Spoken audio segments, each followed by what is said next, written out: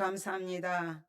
이 시간에도 주님의 귀한 말씀을 들고 섰습니다. 성령님 친히 운행하여 주셔서 성령으로 전하게 하시고 성령으로 들려질 수 있는 귀한 말씀 되게 도와주시옵소서.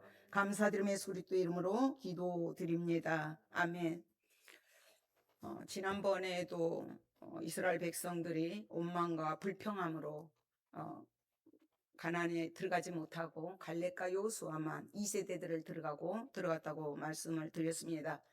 그들이 매일매일 만나가 내릴 때도 그들은 오늘 밤에 이 만나가 내일도 내릴까 하면서 걱정하며 염려하며 잠 못 이루는 무리들이 있었을 것이고, 오늘도 주신 하나님께서 내일도 여전히 풍족한 걸로 좋은 만나로 주실 거야 믿음으로 평안하게 잠든 사람들도 있었을 것이고, 또 어쩐 이들은 뭐 남도 나가니까 나갈 때 따라갔다 오면 되겠지, 그냥 어떻게 생애 목적도 없이 감사도 없이 은혜도 없이 그냥 평안하니 남이 가니까 가고 나도 가야지, 이런 부류들이 있다고 말씀을 드렸습니다. 우리는 이 땅은 어차피 광야 같은 세상을 살아가고 있습니다. 지금 본문에 앞서서도 오병의 기적의 역사가 일어나요. 오병의 기적 역사는 유일하게 사복음서 안에 다 기록되어 있습니다. 생명을 주시기 위해서 오신 하늘 양식 떡 5개와 물고기 2마리로 어린아이와 여자를 빼고 5,000명을 먹고도 12바구니가 남는 기적을 베푸십니다. 이 기적을 베풀고 나서 예수님께서는 그들을 재촉해서 무리들을 보내는 동안에 제자들을 먼저 배를 타고 건너편으로 건너가게 하십니다. 그리고 이제 예수님께서 기도하러 혼자 들어가십니다. 유대인들은 지금 로마 속국으로부터 구원해 줄 메시아, 해방시켜 줄 메시아를 기다리는 거예요. 예수님이 하시는 걸 보니까, 이 엄청난 사건들을 보니까 이런 분이 왕으로 왕이 되신다면 너무 편안하고 안일할 것 같은 그런 잘못된 생각, 허황된 생각에 사로잡혀 있습니다. 그러나 예수님이 이 땅에 오신 목적은 전혀 이게 아니죠. 예수님이 이 땅에 오신 목적은 죄와 사망의 굴레 가운데 참 자유가 없는 그들을, 우리 같은 이를 구원하기 위해서 하나님이신 그분이 인간의 옷을 입고 죄가 하나도 없으신 그분이 오신 거예요. 그래서 우리를 구원하러 오셔서 주님은 그 목적을 이루기 위해서 예루살렘으로 입성하시고 십자가를 지셔야 됩니다. 그 고난을 당하셔야 되는 것이죠. 그러나 예수님께서는 그 무리를 이렇게 돌려보내신 이유가 이들도 혹여나 그 무리들하고 똑같은 생각을 갖고 그들의 흡사일까 봐 그들을 구별되게 먼저 보내십니다.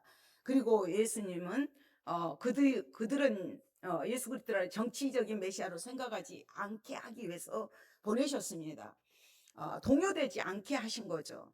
그리고 조용한 시간에 혼자서 그 많은 이적들을 베푸신 그 하나님이신 그분이 환적한 곳에서 혼자 애롭게 기도하십니다. 하나님이신 그분은 기도 안 해도 되신 분이잖아요. 참 하나님이시고 참 인간이신 그분은 우리를 위해서 한결같이 기도를 하십니다. 우리는 이런 예수 그리스도의 신앙적 태도를 배워야 됩니다. 그러니까 우리도 은혜를 체험했을 때가 제일 문제예요. 은혜를 경험했을 때가 제일 문제예요. 그때 자꾸 내가 한 것처럼 나를 드러내거든요. 내가 기도했더니, 내가 이렇게 헌금했더니, 내가 이렇게 무엇을 했더니. 그러나 주님은 그렇게 하지 않으셨어요. 철저하게 하나님께만 영광을 돌려드리고 그 제자로 삼으신 그 무리들이 혹여나 잘못될까 봐 그들을 위해서 기도하십니다. 그러나 그 제자들은 이제 가는 동안에 육지에서 술이나 떨어졌다는 것은, 이 술이라는 것은 바다 한가운데를 말합니다. 요한복음에서는 시별이, 그러니까 4km에서 5km 정도 떨어져 있고, 갈릴리 바다는 실질적으로 이 땅보다 200m가 밑에예요. 깊숙이 좀 낮아요, 수면이. 그런 곳이기 때문에 바람이, 강풍이 불어오면 무섭습니다. 그러나 그들이 저녁 오후 한 6시부터 갔던 게, 사경이라는 것은 새벽 3시에서 6시, 가장 깜깜한 시간에 갈릴리 바다 한가운데밖에 못 가 있는 거예요. 거기서 이제 헤매고 있는 거죠. 지금 바람이 거스림으로 역풍이 불어오고 있어요. 그러면 거기서 물결로 인하여서 고난을 당하더라. 물결로 인하여서 고난을 당하는데, 밤 그 깊은 시간에 예수께서 바다 위로 걸어서 제자들에게 오십니다. 바다 위를 걸어서 예수님 오셔요. 그러자 제자들이 유령이라고 깜짝 놀라요. 왜? 금방 기적을 베푸신 걸 보았잖아요. 그런데도 그들은 요한복음에 보면 이거를 망각해버려요.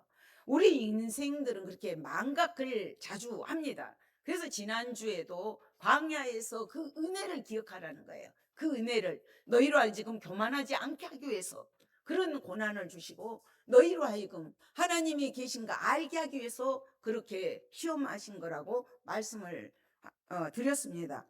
우리가 인생은 어떻게 보면 고해예요. 가고, 이 풍랑 가고 나면 또 있고, 저 바람이 또 불어오고, 끊임없는 그 바다와 같은 것을 우리는 항해하고 있습니다. 그러면서 이제 가는데, 지금 이들이 고난당한 것을 주님은 기도하고 계셨는데 아시는 거예요. 이들이 이미 어려움에 처한 것을 알고 계시고 고난을 당하고 있는 것을 주님은 아시고 찾아오셨어요. 우리의 머리털까지 세신 바 되신 그 주님은 이들의 형편을, 처지를 알고 찾아오셨습니다.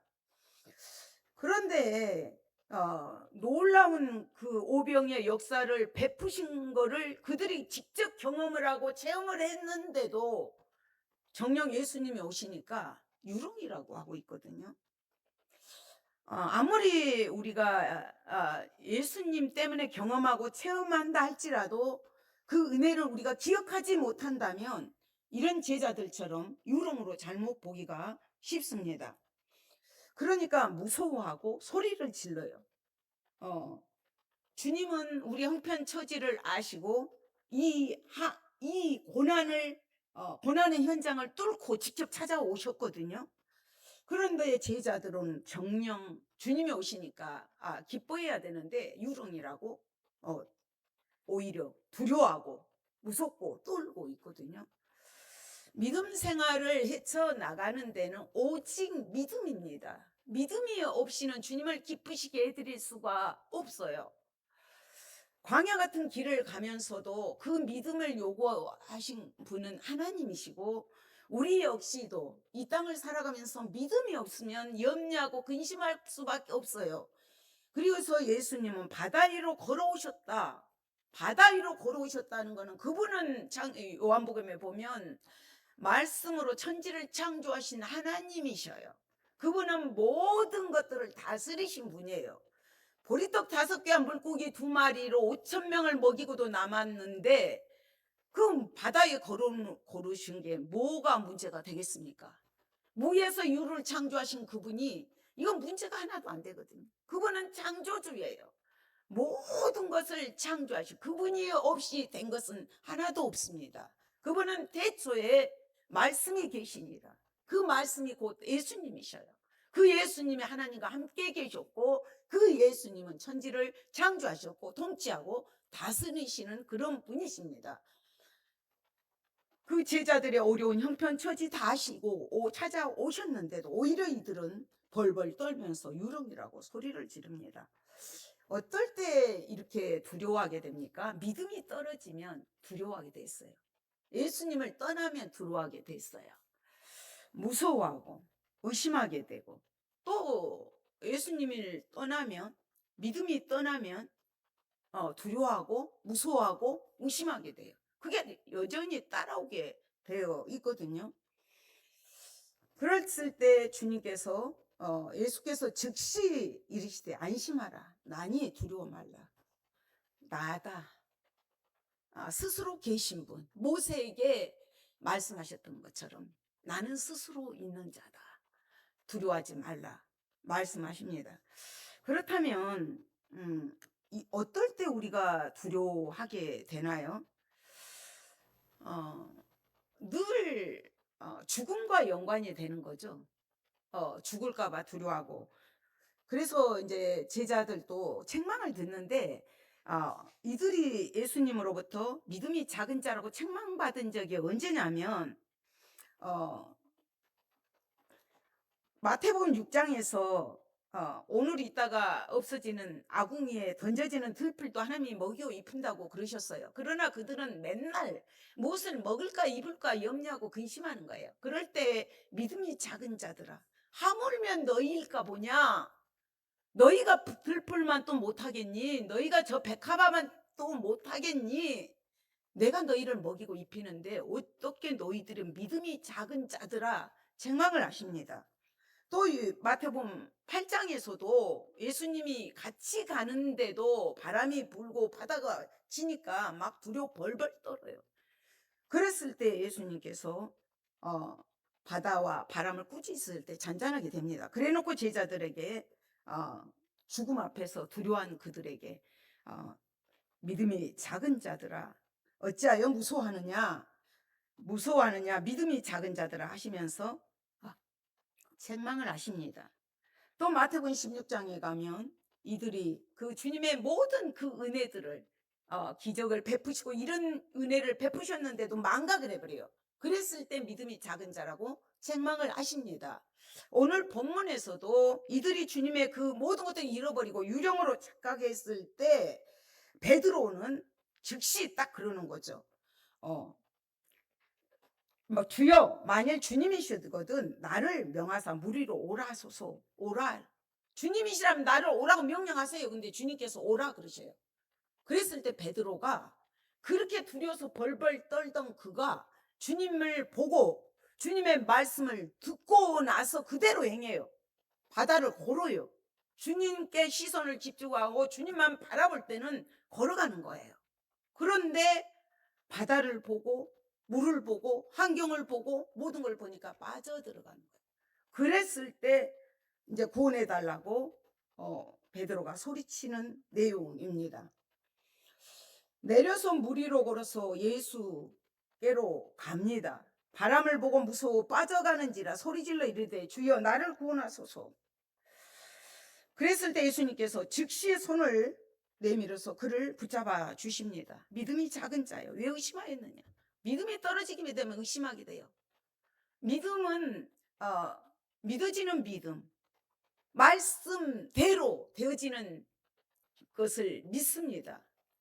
지금 오락하니까 그냥 그대로 내디디는 거예요. 환경 보지 않았어요. 주위를 살피지 않았어요.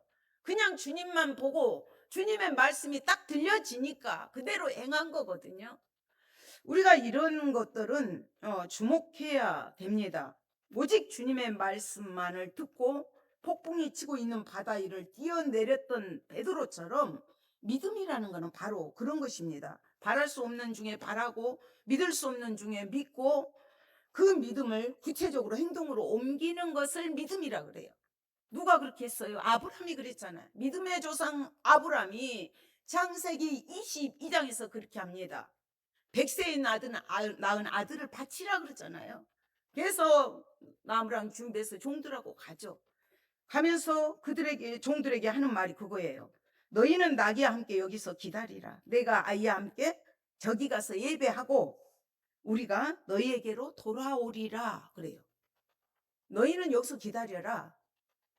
지금 이삭을 바치러 가는데 아이와 함께 가서 예배하고 돌아오겠다 해요. 그래서 이삭이 물어봅니다.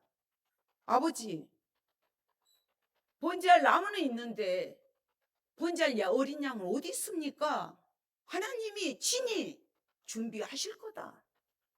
그런데 아브라함이 이제 이삭을 묶어서 치려고 할 때 막 다급하게 아브라함.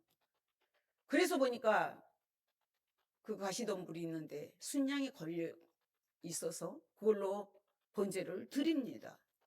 바로 의학적으로, 과학적으로 이해할 수 없고 이성적으로, 지성적으로 이해할 수 없는 것을 초월한 게 믿음이죠. 그것이 아무나 믿어지는 거라면 그건 믿음이 아닙니다. 하나님의 말씀이라면 믿어지는 그런 믿음을 여기서는 말씀하고 있습니다. 바로 아브라함은 그런 믿음의 소유자입니다. 믿음이란 거는 바로 이렇게 히브리서 말씀처럼 바랄 수 없는, 믿음은 바라는 것들의 실상이요, 보이지 않는 것들의 증거니, 지금 보이지 않지만 바라고 나가고 그것이 실제로 나타날 것을 믿는 것이 믿음입니다. 바로 베드로가 그런 경우잖아요. 지금 뛰어들었고 말씀대로 했지만 사람들이 도저히 납득이 안 가고 이해가 안 가지만 그거를 증거해 준 사람이 베드로입니다. 또 물을 바라보고 바람을 바라보니까 무섭기 시작하고 빠져들어갈 때 소리를 지릅니다. 주여 나를 구원하소서. 주님은 우리의 구세주입니다. 우리의 창조주, 우리의 구세주. 그 주님께 구해달라고 소리를 지를 때 주님께서 즉시 손을 내면서 그를 붙잡아 주셔서 믿음이 작은 자여 왜 의심하느냐 하시면서 함께 배에 올라가십니다. 그랬더니 바람이 그쳐요. 함께 배에 올라가시니까 바람이 그쳐요. 여기서 우리가 깊이 생각해야 될 문제는 바람이 불고 요동치게 하는 것들은 어떻게 보면 우리의 심령 상태가 있습니다. 주님을 모셔드렸을 때 주위 환경이 다 잔잔케 돼버리거든요. 우리의 믿음을 흔드는 것은 바로 이 심령, 마음에서부터 시작이 됩니다. 무릇 지킬 만한 것보다 내 마음을 지키라고 주님도 말씀을 하셨습니다. 그렇다면 우리가 이 험난한 이 세상을 살아가면서 요동치지 않고 흔들리지 않고 저 천국까지 갈 수 있는 비결이 무엇일까요? 그 비결이 바로 방주의 선장이 되신 예수 그리스도에게 키를 내드리는 거예요. 배 키를 내드리는 거예요. 그랬을 때 고요한 가운데, 평안한 가운데 안전하게 저 천국으로, 예루살렘으로 주님 인도해 주십니다. 그런데 우리는 자꾸 내가 하려고 그랬잖아요. 저도 그랬더라고요. 제가 이제 8년을 이렇게 하면서 겪었던 부분이 제가 무엇을 하면 되는 줄 알았어요. 그러나 이제는 다 맡겨드립니다. 그냥 배 타고 가기만 하면 되는데 무엇을 하려고 막 했던 것 같아요. 제가 막 이렇게 배 토르고 이렇게 하고 그거 아니더라고요. 우리의 구원의 선장 되신 그 주님께 맡겨드리는 거예요. 그냥 믿고 따라가는 거예요. 말씀이라면 그분이 말씀하신 거면 그냥 순종하고 나아갈 때 놀라운 역사가 임합니다. 왜냐하면 왜 그분을 선장으로 모셔야 되는가? 그 이유가 무엇인가? 지금 오늘 본문에서도 33절에서 배에 있는 사람들이 예수께 절하며 이르되 진실로 하나님의 아들이로소이다. 이런 고백을 하거든요. 진실로 하나님의 아들입니다. 그러면서 예배 드리잖아요. 예배의 대상이신 분이 바로 살아계신 이분이라는 것을 이분께 이제 신앙을 고백하는 내용이죠. 베드로는 더 나아가서 나중에는 주는 그리스도시요 살아계신 하나님의 아들입니다. 16장에 가서는 구체적으로 더 깊이 고백을 드립니다. 그렇다면 왜 이분만을, 예수님만을, 바다 위로 걸어오신 그 예수만을 우리가 선장으로 모셔야 될까요? 왜 선장으로 그분을 모셔야 되는 이유가 무엇일까요? 주님은 참 하나님의 아들이십니다. 참 신이시죠. 참 신이시고 참 하나님이십니다. 우리의 죄를 대속하러 오신 분이셔요. 그분은 26절에서도 그가 바다 위로 걸어오심을 보고 놀라 유령이라 하며 무서워 소리 지릅니다.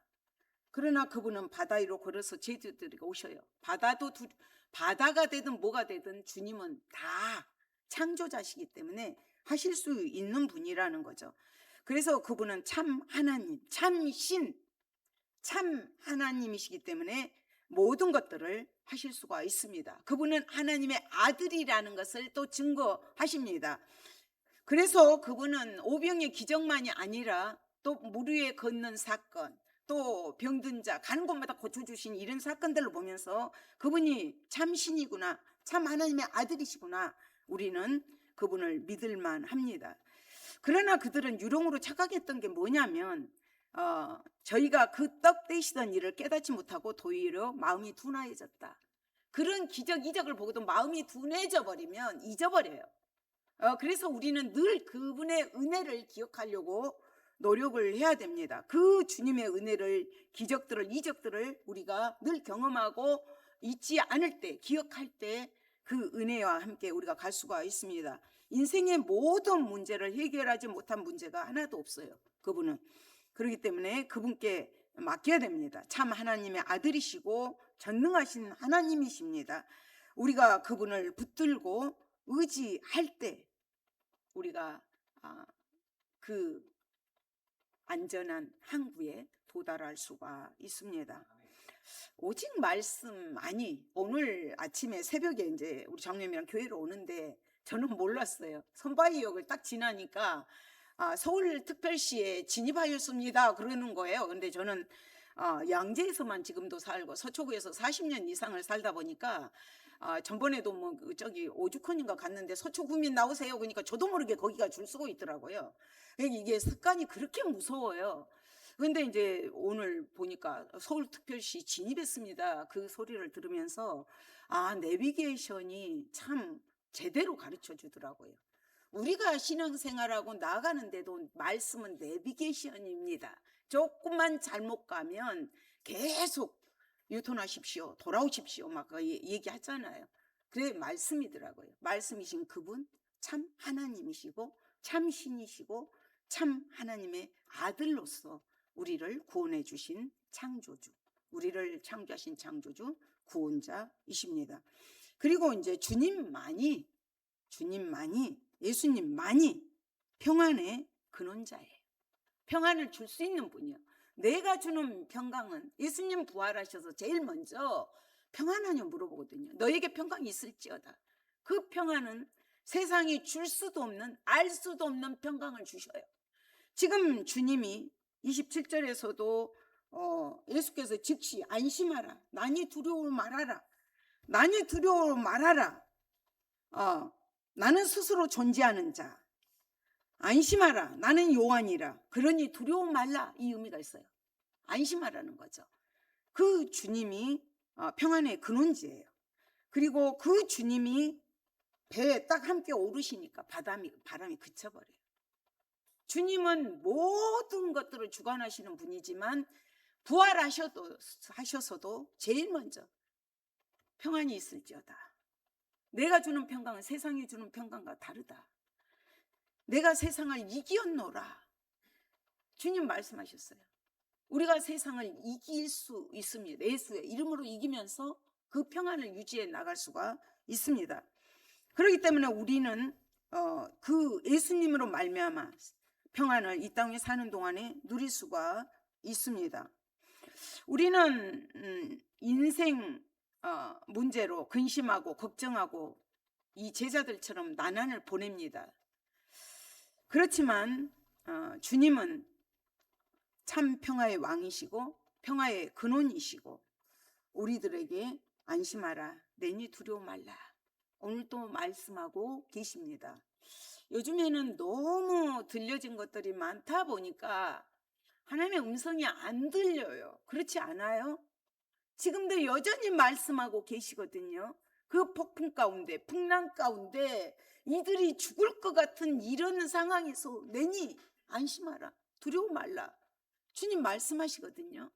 주님만이 그 평안을 줄 수가 있는 분이십니다. 오늘 우리를 향하여서 고난으로 인하여서, 풍랑으로 인하여서 힘들어하고 계십니까? 걱정스러운 나날을 보내고 계십니까? 그렇다면 지금 주님께서 성령님을 통해서 들려주신 세미한 음성에 우리 귀 기울여야 됩니다. 신령한 귀를 여셔야 돼요. 마음을 여셔야 돼요. 그랬을 때 주님의 음성이 들려집니다. 주님의 하나님의 역사가 보여집니다. 오늘날도 여전히 주님은 사도행전에 행하셨던 놀라운 능력들을 행하고 계십니다. 우리는 그 거룩한 도구들로 쓰임을 받아야 합니다.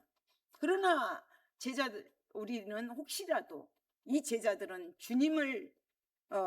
주님께 모든 것들을 요구했고 구원해달라고 손을 내밀었습니다. 우리는 내 길을 닫아버리고 내 눈을 닫아버리고 있지는 않은지 돌아보면서 오직 주님만을 바라보면서 담대하게 걸어가는 자만이 참 믿음의 승리자가 될 수 있습니다. 주님을 바라보면서 굳건한 믿음을 가진 자는 능치 못할 일이 없습니다. 베드로가 풍랑을 보고 겁에 질린 순간 물에 빠져갔던 것처럼 세상의 유혹, 욕심, 불신의 소리에 귀 기린다면 우리는 걱정하고 염려할 수밖에 없습니다. 믿음이 작은 자라고 주님 앞에 책망 들을 수밖에 없습니다. 우리는 안심하라, 내니 두려워 말라. 주님 오늘 또 우리를 향하여서 끊임없이 성령으로 말씀을 들려주고 있습니다. 그 말씀에 귀 기울이시면서 내비게이션이 되는 말씀으로 인하여 승리하는 우리가 되시기를 소망합니다. 주님 감사합니다. 이 시간에도 말씀을 통하여서 바다 위를 걸으신 예수님이 나를 창조하신 창조주시고 나를 죽음에서 죄에서 사망의 물결 속에서 죽었던 우리를 구원해 주신 구원자이심을 믿습니다. 그 주님만을 의지하면서 저 천국 이르도록 하나님 주님 안에 거하면서 주님의 세미한 음성을 듣고 내니 안심하라. 하나님 모든 것들을 맡겨드리면서 기쁨으로 감사함으로 하루하루를 승리로 살아가는 저희들 될 수 있도록 도와주시옵소서. 감사드리며 예수 그리스도 이름으로 기도드립니다. 아멘.